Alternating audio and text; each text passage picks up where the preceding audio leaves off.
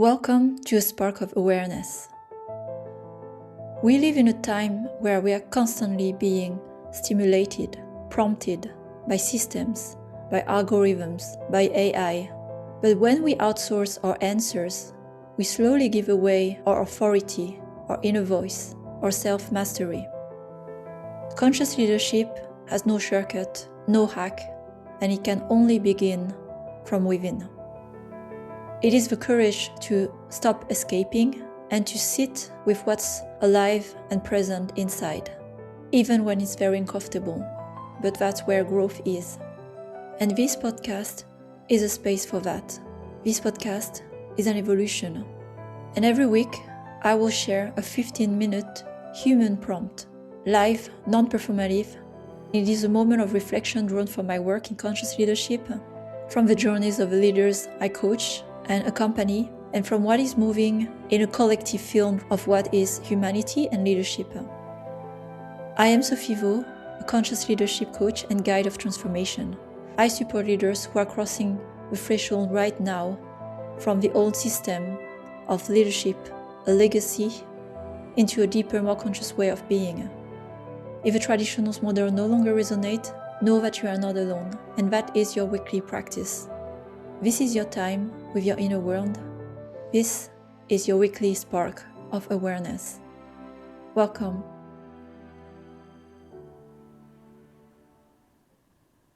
Hi Omar. Hi Sophie.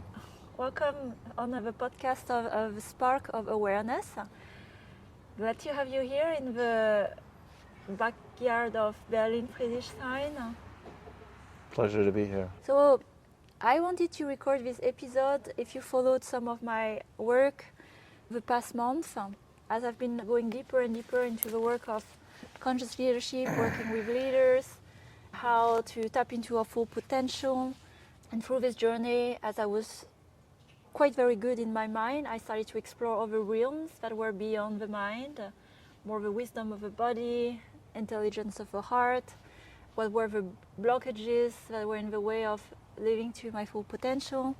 And that led me, as I started to speak more about it over the last year, working with plant medicine in my own journeys, but also in the work I have led with groups of leaders, masterminds, and the retreats I had with women in Orin. So that's what leads me today in the work with Omar and Rabet Gomez that I'm sitting with today. I'll let Omar introduce himself soon. But how we've met with Omar, it's been a year now, almost a year, which again, leading in my own path, getting to more interest, curiosity, working with medicine. After I was sitting in ceremonies with medicine, I felt there was something missing between the modern business Western world to make sense of everything I was experiencing in a very deep shamanic world. And I felt the bridge was missing, and then I met Omar a year ago and we started to work together. I started to learn from Omar, learning how to work with medicine, and we have exciting things coming where we're going also to offer the work with medicines together through the fall and winter. I'll share more about that.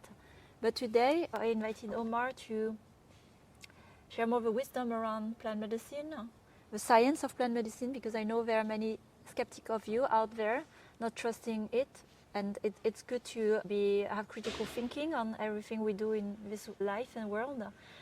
So that's why we have Omar today on this podcast. So Omar, let's begin. I know a bit of your path, not everything of it. I'm discovering it along the way as we work together. What has been your journey? You've been also incorporate in the business world, so you had the 2 feet and still the 2 feet in the two worlds. It's quite rare.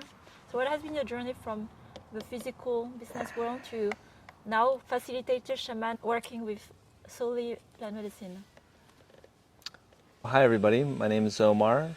I was born in Mexico and I've lived in many different countries, and the reason why I always open up with I was born in Mexico is because for those of us that were born in indigenous cultures and third world countries, we have a sense of connection to nature.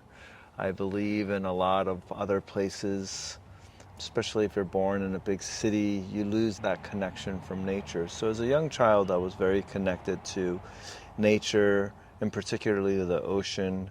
I was very called to living off grid and really learning from the indigenous population. In my early 20s, I loved to hang out with indigenous people. That was my jam. I would love to backpack and really go out to the rural communities because I always knew that they had the knowledge and they were able to unlock something that modern society had forgotten about. And by the way, this was all pre-cellular. This was all pre-Instagram. This was all before Facebook even happened. I got my first cellular phone when I was 25, right? So that's 28 years ago, right? So what I did, instead of scroll or get online, I didn't have an email account probably till I was like 28. So what I would do would go into nature, and I knew through that the indigenous people out there that they would teach me how to connect and how to really become one with source. So that's what I really enjoyed, was learning from them and communing with them. And through a chain of events that eventually brought me to the Amazon rainforest, where I first sat with Mother Awayaska in the year 2004. But prior to that, I took a train from Mexico City up north to a place called Real de Catorce. What people don't realize about Mexico is that you have so many indigenous communities and populations within one country. I think you have like over 80 different kinds of indigenous communities or more, and each one is very different and very unique, and they have their own dialect and they have their own clothes, and even the food that they eat is very different from their neighbors. And in Real de Catorce is where the Huicholes, which are the carriers of peyote, end one of their pilgrimages. So they start off in the Gulf of Mexico and they end in Real de Catorce. And I went there to seek this magical plant that I heard was called peyote. And I went into the desert not knowing what I was doing and looking for the peyote, and I found it. And I had a journey of a lifetime. And that's the first and only time that I've ever done any kind of plant medicine without a guide. I was taught right there and then, no. So, but it stayed with me. It was such a profound experience that it stayed with me. It was one of the scariest experiences that I've ever had with plant medicine, but it stayed with me in a good way. And then later I found, or Awayaska found me, and then the rest is history. And yeah, you mentioned I was in between two worlds. At one point I managed a law firm and I did the corporate life. I had suits and ties, and I had an assistant, and I had all this kind of stuff, but I wasn't happy. And I never found happiness through materialism and consumerism. Through material goods and consumerism, I never found my happiness. And there was a lot of stuff that I had to resolve from my past through my childhood. So I realized very quickly that plant medicine is the Autobahn of healing, and it really is able to do some deep inner child work, and much more than that. But to me, that's what was the most important, and that's kind of what I work with a lot of people, is really doing inner child work and resolving issues from our past that we were never able to process, integrate, or release, let go of. Okay, and how long ago was that, this past life, and then you decided to go full on working with plant medicine? Because I was deep in that world, and I would say I'm still in the world working with business leaders. I mean, I'm still very present, but I've been dancing between the two worlds. Maybe I'll stay here forever, so I'm just curious how you made the whole jump. It wasn't a jump that I wanted to do. It wasn't a jump that I expected to do. I mean, this is one of 3 books that I'm writing, And one of the books that I'm in the middle of writing is the story of how this all transcended and how all this happened. And I mean, the abbreviated version is that when I was there in the jungle in the year 2004, in one of the journeys, you know, when you're in these journeys, especially, and we also have to keep in mind that in the year 2004, nobody had really talked about ayahuasca. You know, this was like a really era de brujos, no? This was the witch doctors. These things weren't really talked about. It wasn't mainstream. Now it's completely mainstream. This was all pre-Joe Rogan and pre-Mike Tyson's adventures with Bufo. And nobody had really talked about it. There was very few. There was Timothy Leary, there was Richard Alpert, the guys from the 60s and 70s, but that also had died off. So when I walked into the jungle, I didn't really know what to expect. I didn't know anything. I didn't have anything to read. I didn't have anything to study. Nobody told me about their experience. There was just one journal, and there was one article in the National Geographic about a place called Blue Morpho in the Amazon, and that was really mostly it. And so when you're in sitting with the medicine, it's really, really profound, and you're in these visions, and you know, you open your eyes and the visions are still there, you close them, it's so real that you can't tell the difference between what's real and what's not. And in one of these visions, in one of these ceremonies, Mother, and this was after I had received so much healing, it was three or four really powerful ceremonies while I was there for about 2 weeks, maybe a month. And the ceremony one of them was I was able to forgive my mother. I was able to, every cell within my body was able to forgive, and that was the most liberating experience, and I just felt this weight. The next one was that I was able to love myself, and I was able to fall in love with myself. And the phrase that I've coined is radical self-unconditional love. So I was really able to understand that. That was one of the secrets that it gave me. Another one was after all that had happened, and I was like on cloud 9. You know, the Mother Vine came to me and she said, "You're going to help me build a healing center." She showed me the blueprint. I flew out above the jungle. She said, "You just got to trust." And she said, "I need you to sign a contract. This is a contract that we're going to have. I'm always going to take care of you for the rest of your life. I'm going to keep you and your family safe, and you're going to build a healing center." So I said, sure.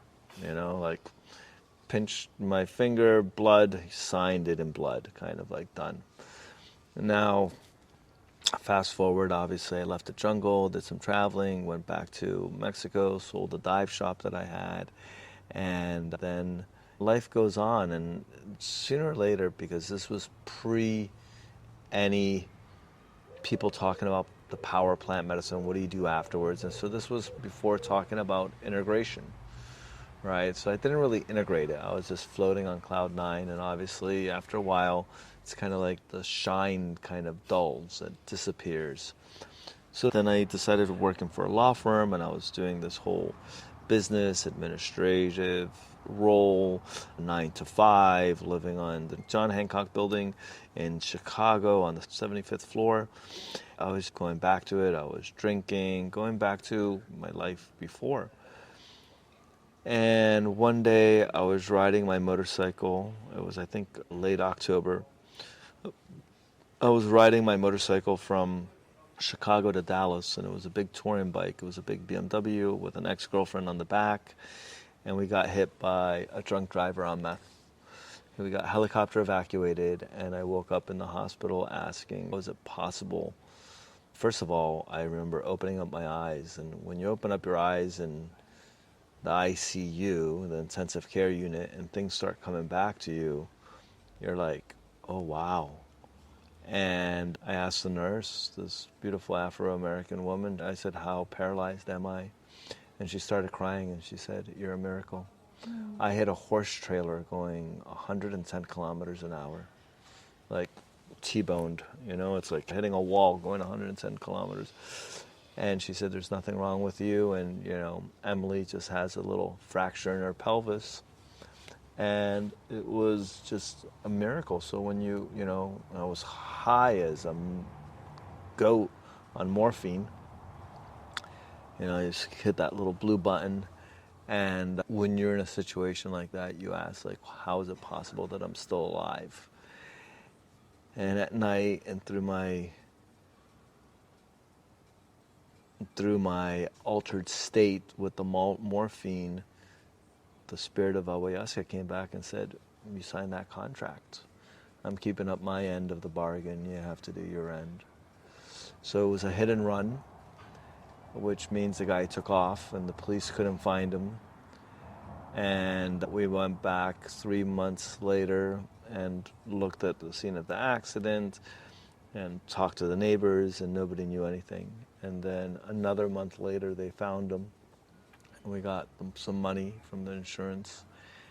And I said, oh, you know, this is amazing. I'm going to buy, you know, a house and rent it out. I'm going to buy a sailboat and go down to the Caribbean and teach scuba diving and, you know, relax. You know, 2009, I got a lot of money in 2009 too. But I said, no, I got to go down and build the healing center. And there was 2 more stories, like near-death experiences that I had afterwards. And finally, after the 3rd near-death experience, I said, got it. And that's why I went down to the jungle and built the healing center. So it was never something that I like, oh yes, I want to do this. I want to, you know, be an incredible person. I did have something inside of me that said, you know, I always said, you know, I want my son to one day look at me and said, you know, you did a really good thing for people. But it came at a huge sacrifice. It came at a massive, massive, massive, massive sacrifice. And I'm forever grateful. And, you know, when I sold it, I realized that I didn't build the healing center to heal other people. I built it to heal me. And, you know, a byproduct was being able to help other people. But I did a lot of healing, and it was very, very tough. And it's just, you know, and sometimes working with people, it can be challenging, you know, it's beautiful, but just like anything else. Working with horses, it's beautiful, but it can be very challenging. Working with children, it's amazing, it's incredible, but it can be challenging. And I'm really grateful, and I love what I do. And I do it from my heart, and I do it as, in Spanish we say, amor al arte. Amor al arte, which means the love of the art. And that's why you do it. And as you've experienced with me and on your own and in Colombia, you've experienced miracles right in front of your eyes. And when you see something like that, you're like, sure, you know, I would go back to managing a law firm or trading crypto or real estate or whatever and making, you know, 6-7 figures. But what am I doing to make this world a better place? And yeah, I mean, you can do both. I mean, don't get me wrong, you can make 7 figures and donate and give to charities and nonprofits. But I don't know, this was something that was chosen for me. I didn't always choose it. Yeah, thank you. I always discover, you know, new bits of a story with a depth. And I can relate to that, where also my journey with medicine, it's not that I chose, something led me. And in the work also I do with leaders, people who are in a phase of transition, transformation, there are always the signals, like what you shared are the signals, and some are very loud when you're about to die. Some are cool, like burnout, you know, going to the hospital. Some are relational, divorce, separation, the company collapses. And when those happens, it's asking to pay attention, and then what is it telling you? So my next question is, you have served quite many people for a lifetime, over 8,000, right? Yeah. So 15 years? Yeah, I've been serving medicine for 15 years. If you really go back to, I mean, in the jungle, that was 22 years ago. And since the first time I've sat with peyote, That's over 28 years ago. So I've been working with plant medicine in a shamanic, deep, introspective way for 28 years. Good connection, yeah.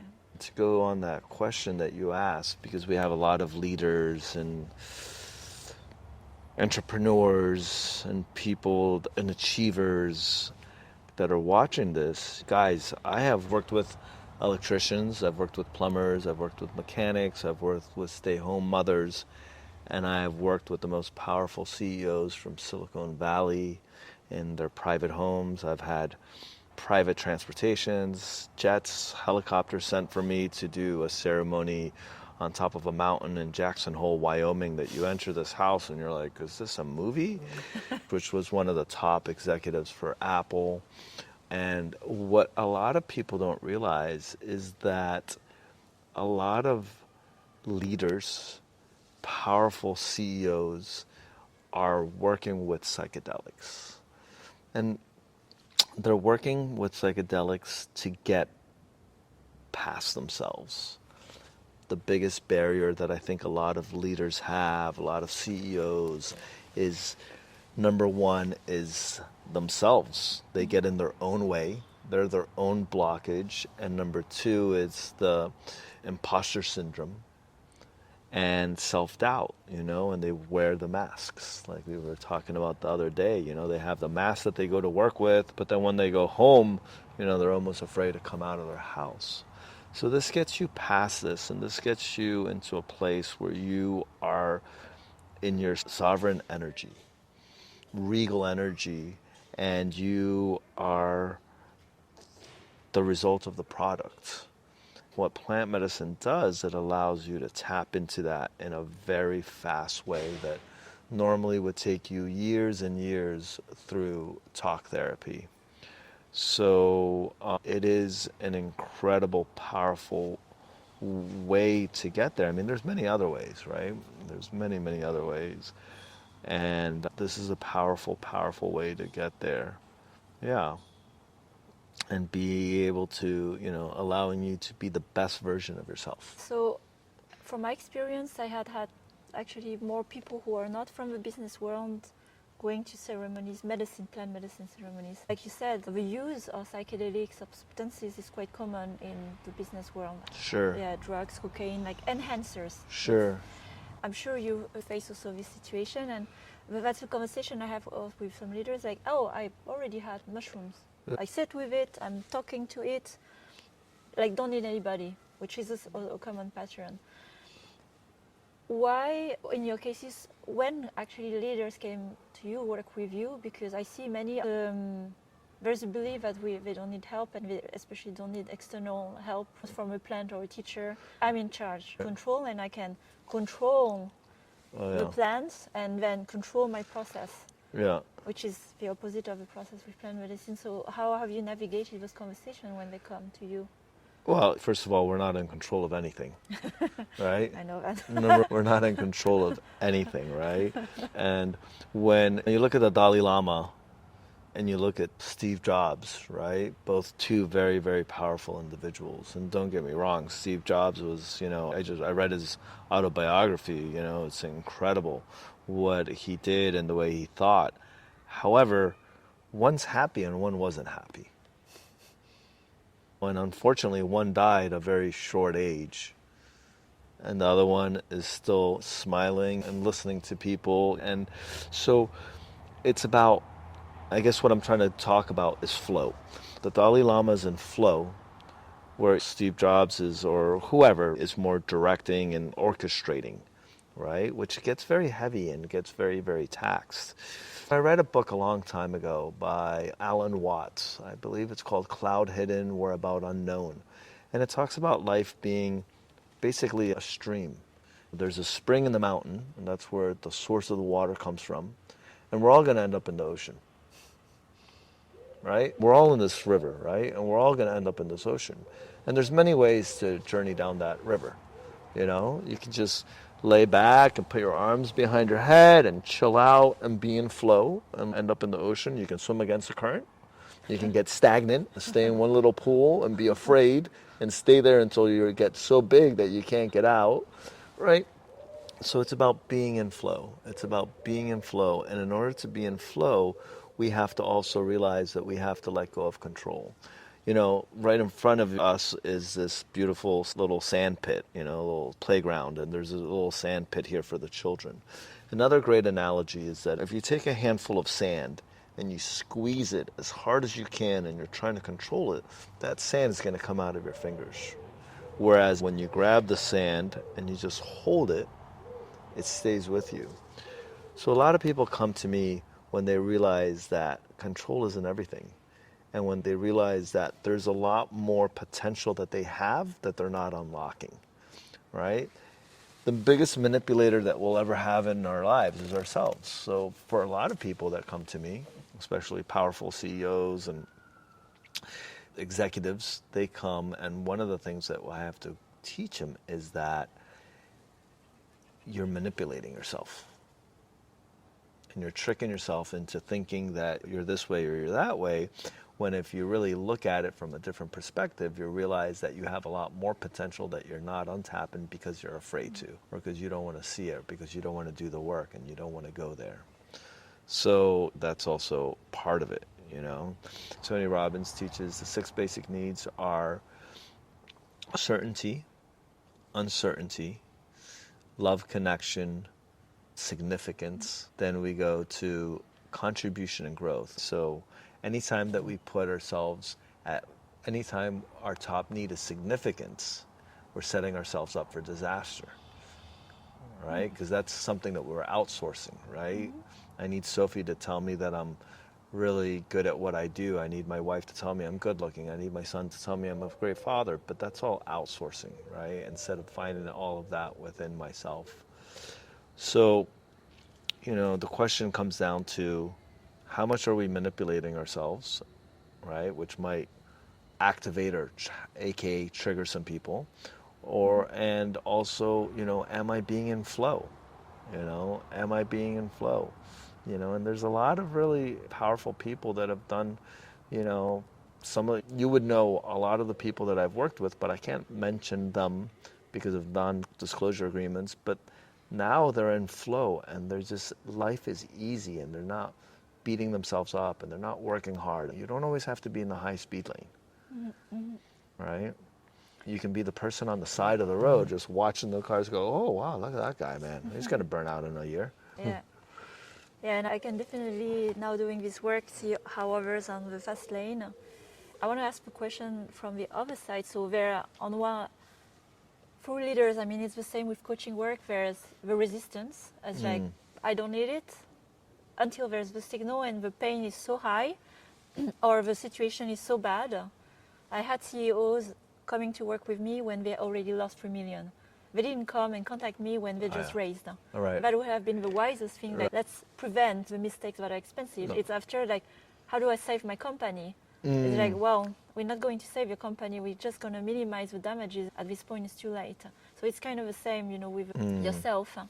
So there's one part which is resistance until it's too inevitable. And the other is resistance from a place of fear. And many would not admit that, but I'm going to name some of the conversation I've had, the themes I see. Like, what if I'm someone different after this process? I want to tap into my potential, but what if I don't have a drive anymore to run my company? What if I want to go in a different direction? So there's the fear of change, and that pain, that fuel, it was helping me to push through. And if I'm in flow, and relax, I may not do anything. I had that one too. And the other fear related to the bag of fears I see in leaders in control is what will happen when I don't have control, or if I even realize I don't have control. Something terrible will happen. Maybe I enter into a psychosis. Maybe I will turn into something crazy. So there's a fear of loss of control. What do you say to that? I'm sure you have had those conversations. Okay, so let's break it down. So the first one is, who will I be? And the second one is, what happens if something happens to me? What happens if I lose my mind, right? The fear of psychosis, the fear of... Well, first of all, what we have to understand about plant medicine is that you're not going to I understand what you're saying, and I understand now. I understand where this comes from.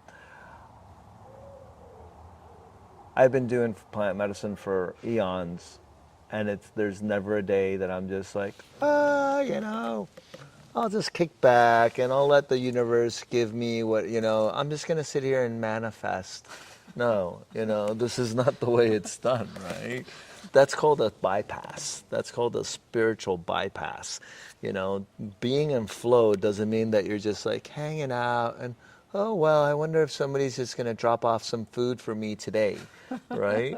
On the contrary, it just shows you how to do it in a way where, number one, you're doing it with consciousness and you're doing a lot more effectively, and you're really feeling the rewards of whatever you're doing, and you're really having a good time, and you're really enjoying what you're doing, and you're really stepping outside of yourself, and you're looking at it in a very, very different way. We all have this backpack on ours, and on this backpack we have a lot of shit inside, and no matter what, we want to get on top of that mountain, right? No matter what happens, we're like, okay, I'm going to go up that mountain. I'm going to go up that mountain. But there's many ways to go up that mountain. Some people are like, I'm going to take this heavy backpack and I'm going to do it no matter what. Well, that's probably not the best way to do it. Some people are like, oh, maybe I'll just take my time and go up slowly. Or with plant medicine, what you do is that you make a plan, right? I'm still going to go up that mountain, but I'm going to get all this shit off my back. So that way I can actually enjoy summiting and I can enjoy going up the mountain instead of carrying all this stuff with me. A lot of this shit we don't need. A lot of this stuff from past relationships, childhood, negative thought loops, all of that is just holding you back. So it's not that you're just going to peace out, brother. No, it's actually going to help you achieve your dreams, achieve your desires in such a way that it's going to be effortless and you're going to be conscious about it, Maybe after plant medicine is like, well, I don't need the Gucci purse and the Rolex and the Ferrari right now. That's still a goal and I will get there, but maybe right now what I need is to really go inside and take care of myself so I can get there effortlessly and do it in a very conscious way with a lot of love and joy. So we have that over there. The next one is, does that answer that part? Yeah. The next one is the fear of, I was just in Fiji. In fact, I got back from Fiji about a week ago. And I was there at a workshop. It was a life and wealth mastery course. And within my group, there was this woman from Australia, and she was also a psychedelic therapist. She had taken a course to become a psychedelic therapist, and she was sharing her first time with me because her first time doing any psychedelics was at her birthday party in her 20s, and somebody had put something in her drink. And they had, without her knowing, they had put, I think it was LSD in her drink, and she had a completely horrific experience. And she had heard about magic mushrooms, and she had heard about this wonderful experience from her friend that said, you should really do this. You got a lot of unresolved issues you can do. And she was like afraid. And so this woman said to her friend, what happens if I change and I'm not the same person as I was before? And her friend said very intelligently, well, what would happen? Is that so bad? Right? So a lot of people don't realize that actually, changing and not being the same person that you were before is actually good, right? Because, by the way, I think 90% of the people aren't the way they want to be, not because they want to be this way, but because they were programmed. Mm-hmm. And if you really think about it, we're all programmed. We were programmed at such a young age. We were conditioned and we were programmed. And what plant medicine does, it takes away the conditioning and the programming so that you're like, oh, but we're like, oh, wait a minute. I don't have to be like this, or I don't have to do this. I can function within society without being a sheep in society. And I can think outside the box. I mean, look at all the people, look at all these incredible, beautiful people that have done so much for the world, and thinking outside the box. Look at the guy from Bitcoin. He completely thought outside the box, right? I mean, he was looking at how to decentralize something in a way that nobody had really thought of. right? While staying within society. Yeah. So to finish answering your question is that yes, could you possibly go into psychosis? Absolutely. But you can also get on a plane and a plane can crash. However, I'm not going to get on a plane with a guy that's high on drugs and drunk and get in his private plane. So meaning like you have to be careful, right? And you have to do your research, and obviously you have to interview and vet the person that you're going to be sitting with to make sure that you trust them. Go slow. It doesn't mean you have to go from zero to hero. Do a small ceremony. Try cacao. Try doing a cacao ceremony and then go from there and then go, okay, I like the cacao. Maybe I can start microdosing psilocybin. Okay, I understand this, right? And the whole thing that we haven't really talked about is also the spirituality of this. And that's where we have to really understand that over here we have the Western world, ketamine, and the doctors that are working with ketamine in a very clinical way. Rick Doblin, I just was reading a book this morning with Rick Doblin about it and his first DMT experiments. And then over here we have the shamanic people that are very, very spiritual in the jungle. And so how do we bridge that, right? How do we bridge that? Because within us we have three bodies. We have our spiritual body, we have our emotional body, and we have our physical body. And once we understand how these bodies affect each other, because it goes around in a wheel, then we can really not only live longer, but live happier. So exactly, you talked about this bridge, so it answers the question, and I hope it gives some perspective, because here my point is not to advocate this is the only path of plant medicine, but as Omar, for Omar, it has done so much. It's the best one. It has done so much for me that I can of course recommend where, I've not changed, I still have my performance, I can do business. It's just remove the things on the edges that were not serving, that made that mountain climbing a little tougher. Like this intensity, like where you grind, and you think the only way to go through life is to grind. And these days I'm more in that flow. It's hard to explain because it's not something from the mind, it's something one needs to experience. Do you know why we grind? Because if we don't accomplish, if we don't perform, then we don't receive. Yeah.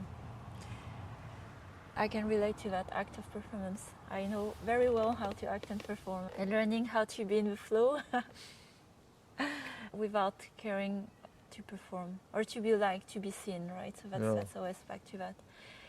Why medicine? Why now? I mean, I even, like for me, I would not have imagined a few years ago being sitting here, working together, learning from you to also work with plant medicine.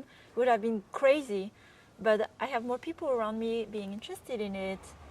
Yeah, there's a momentum. I don't know. Maybe that's my feeling. But why medicine now? There's an emergence. There's an awakening, because we've become so disconnected. I always love getting on the S-Bahn or the U-Bahn and counting how many people are on their phone. Now I count how many people are not on their phone, right? So it's a lot easier going 3, right? 3 people are not on the phone. Everybody else is on their phone, right? So we're so disconnected. And, you know, as human beings, you know, I'm also reading the book Sapiens, right? And it's about, you know, tribes, and it's about how we all need a tribe. We all need a community. And through the internet, through social media, we think that we're connected, but sure, we might be connected, like, you know, you have one of the most powerful computers in your pocket and you can connect to somebody in Tokyo right now and you can FaceTime, but we're not energetically connected, right? And if there's an institution called the HeartMath, what the HeartMath says, heartmath.org, I believe it is. And what they say is that our hearts can actually feel the energy of somebody next to us, right? So sure, we have empaths and we have intuition, but our heart, we can also feel and sense it. And when 2 hearts are happy and they're next to each other, then it makes them both, you know, it's this dopamine hit, right? It's a natural dopamine hit. But what social media and all this is that we learn how to replace that through artificial dopamine hits, right? Through likes and whatever's going on in the Instagram world. And we've also, you know, our attention span is gone. You know, we might have already lost 50 people right here, right? We've already launched like 80 people. They might have been like the first 3 minutes gone, next swipe, right? So our attention span's gone because we're not comfortable sitting. Presence right now, gratitude, presence, and sovereignty are three things that I think are lacking in most people. We've stopped learning how to be present. Like back in the old days, everybody would sit down and eat a meal together, and you were present with each other. You heard each other's story, you connected, you were part of each other's life. Now you sit down, you eat a meal, you're on the phone. We've become so disconnected from ourselves, from nature, and from source. And when you sit with plant medicine, you feel that connection, especially to nature, especially to source, especially to yourselves, and especially to other people. Yeah. Yeah, I can feel that this is like a common theme, the connection, but how, and then that's definitely something I felt sitting with in ceremonies with you and sometimes others as well. There's a deep sense of presence, like you feel the others and that high, you know, like I feel high right now, but I'm not on anything, just around you.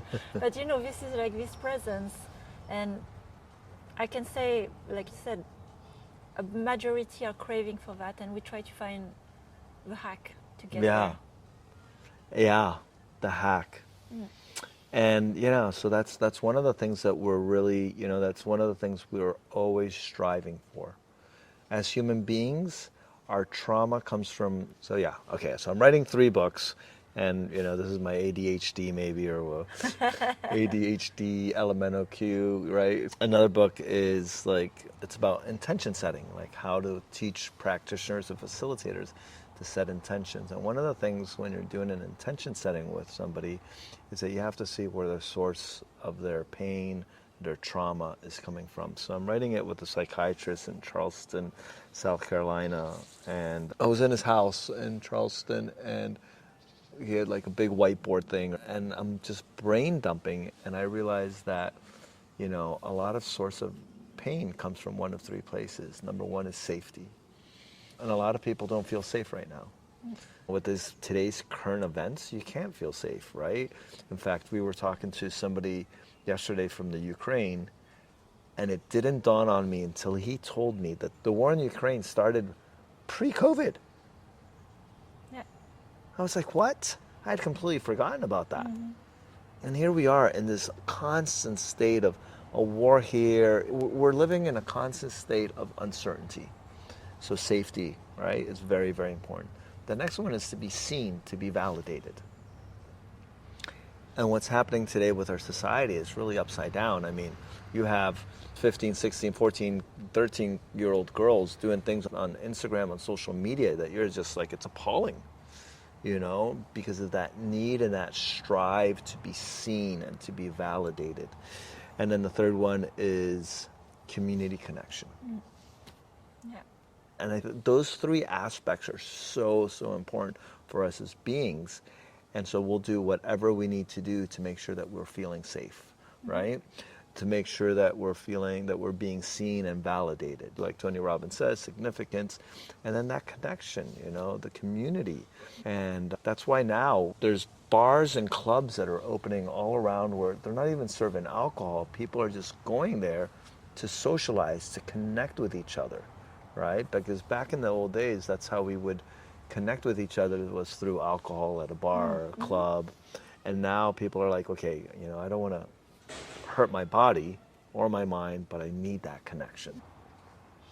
Yeah, and those are very present also in leaders, also when I was working in games, when I discuss with people who are especially living the corporate world, is like, am I going to be safe? Will I have money? Will I survive? Fear is a very primal, like I'm by myself, I'm going to live under the bridge. Even hearing that. Like the second is the feeling insignificance. Who am I? Who am I when I'm not the title, the label, the big brand company? Like big crisis as well, identity. And the connection is I'm not part of a club anymore. I'm not part of a club of people who are employed. So those 3 needs are very core for everyone, but also when you are going through that change, it requires a whole new way of being. Through those. So this is just like the start of having a lot of already insights, wisdom from Omar. I'm sure we're going to talk more as we also doing the work working with leaders. In fact, we have a retreat early September, working with group of leaders who are looking into tapping into their potential and not having to carry this heavy backpack, doing it in a more sustainable way. So I'm going to share more insights about that and also the work we are going to do with medicine here in Berlin. My last question, is there something I did not ask, should have asked? No, I think you did a really good job. And I was just thinking, it's all about your perspective and your perception, right? And it's about just changing your perception on things and the way you perceive things. And that's another thing that we didn't mention is that the medicine is proved scientifically to change your neural pathways, your neuroplasticity, and it rewires your mind in such a beautiful way. You know, for those of you that have seen, what's the name of that movie? It's a Hollywood movie, right? It's called Lucy, and she's a mule. And they cut her and they put her this incredible drug in it, and she's learned, you know, with this drug, synthetic drug obviously, she's using more and more of her mind, right? And that's what plant medicine does. It allows you to use more of your mind so that your perception is very different and your brain actually works a lot faster. Cognitive skills, everything, memory, everything. There's just so much benefits to it. Ibogaine, you know, for addiction. I've known heroin addicts that literally needle in the arm have been able to never go back to heroin after 1 or 2 journeys with Ibogaine. PTSD, psilocybin, all right? Cambo for physical vitality to cleanse. I worked with a gentleman that had multiple sclerosis, 65, 66-year-old gentleman, multiple sclerosis, walking with a cane, and now playing tennis, going to the gym just through Cambo. So, I mean, Source, God, Allah, Buddha, Jesus Christ, whatever you want to call it, the greater creator, put all this medicine on this earth. And when we learn how to work with it, not use, work with it in a beautiful way, you reach the next level. And what you can do, you can just do daily hacks, affirmation, giving yourself a hug in the morning when you wake up. Put an intention in the morning when you wake up. Today, this is my intention for the day. Give yourself some direction. You know, these are all these little hacks that all these powerful people are doing. Richard Branson, you know, every night he sits down and writes for 30 minutes about his top 3 things that he did well, top 3 things that he needs to do tomorrow. You need to do the work. And the work isn't the grind. The work is also the inner work. If people were to spend as much time doing the inner work as the outer work, this place would be a much better place. The 80-20 rule, so 80% of inner work and then 20% is executing in the world. I would never believe, like here there was Jens sitting 3 years ago, Jens CEO from Uga, and now I'm sitting with Omar, shaman from the jungle, working now with him. What a life, what a flow. Thank you, Omar. Thank you, everyone. And yeah, stay tuned for the next episode. Bye-bye. Peace out. Thank you for tuning in into this weekly reflection, a weekly spark of awareness. After this episode, I invite you to take a few moments with yourself, even just 15 minutes to sit with what resonated, to breathe, and to notice what is shifting inside. This is a practice, a discipline of presence, truth, and self-connection. If this work speaks to you, I accompany leaders in one-on-one journeys and group experiences of transformation, supporting them as they cross the threshold into a truer and freer way of leading and living. If you feel called to explore this path, I would love to hear your story, and let's connect. Sending you love and courage, and have a great week ahead.